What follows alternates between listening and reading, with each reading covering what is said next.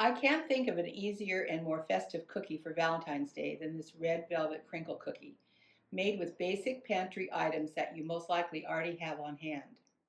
To make these red velvet cookies, you will need 2 cups of flour, 1 tablespoon of unsweetened cocoa powder, 1¼ teaspoon of baking powder, a half a teaspoon of baking soda, 1/2 teaspoon of salt, 1 stick of softened butter, 1 cup of granulated sugar, 2 eggs, 2 teaspoons of vanilla, 1 tablespoon of red food coloring, and some granulated and powdered sugar to roll the cookies in before baking.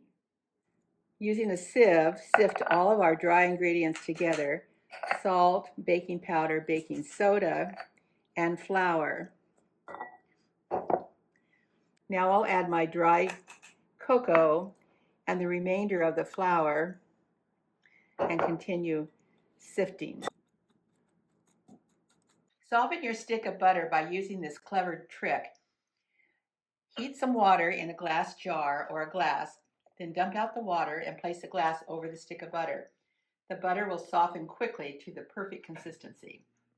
Using either your hand or an electric mixer, and I'm going to choose to do this by hand, you want to cream your softened butter with your sugar until it's light and fluffy.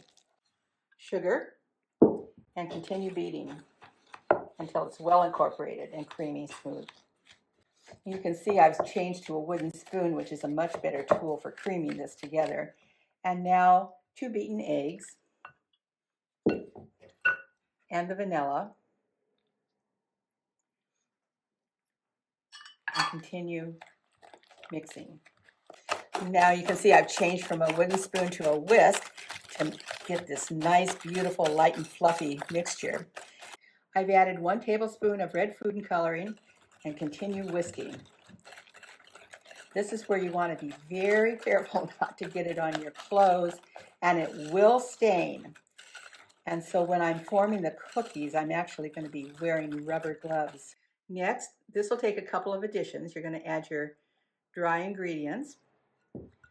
I'm going to use the whisk, but I'll probably end up going back to the wooden spoon. Once all your flour and your dry ingredients are incorporated in the wet ingredients, this all goes in the refrigerator for about an hour before we bake them. Our dough is firmed up nicely. It's been in the refrigerator for about an hour. And now, as you can see, I have on rubber gloves because I don't want to stain my hands. I'm using an ice cream scoop, making about the size of a golf ball, into granulated sugar, then into powdered sugar. The granulated sugar seals the cookie dough so that the powdered sugar doesn't all dissolve. So it's sort of an important step to use both sugars. Now, generously coat your cookies with powdered sugar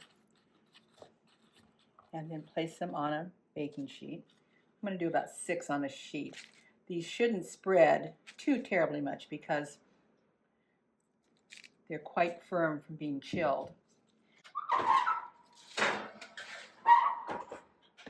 These festive, delicious, and easy to make, chewy, fudgy cookies are sure to become a favorite cookie in your home.